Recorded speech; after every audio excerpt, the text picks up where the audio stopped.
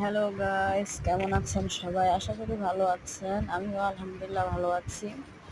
আজকে চলে এসেছি রান্না করার জন্য। আমার হাজব্যান্ড বাজার থেকে পাঙ্গাস মাছ আনছে। এই যে দেখেন, পাঙ্গাস মাছগুলো কত সুন্দরভাবে ছুলে দিছে। আসলে অনেক মানুষ আছে ছুইলা খায় না, আমরা আবার ছোলা ছাড়া খাইতে পারি না।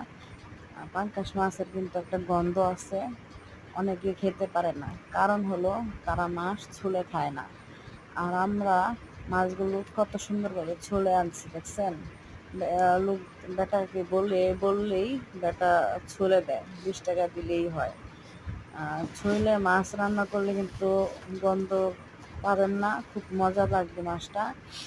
আনছে একটা মুরগি, মুরগি দিয়ে রান্না করব। মুরগি আজকে আপাতত একটু রান্না করব, কালকে আবার একটু খিচুড়ি রান্না করব ছোট বোন জামাইয়ের জন্য। ভাবতেছি একটু মুরগি রান্না করে আজকে রুটি বানাবো। এই হলো আঠার রুটি খাবো। অনেক দিন যাবৎ রুটি খাওয়া হয় না। আর গতকালকে রান্না করছিলাম, আবার পরশু দিন রান্না করছিলাম গরুর মাংস। গরুর মাংসটা সেই মজা লাগে নাই।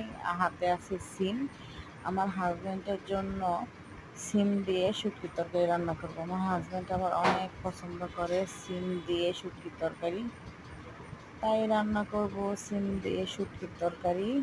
আর রুটি, মুরগি বোনা করব। আর পাঙ্গাস মাছগুলো রেখে দিব। আজকে আর পাঙ্গাস মাছ রান্না করব না।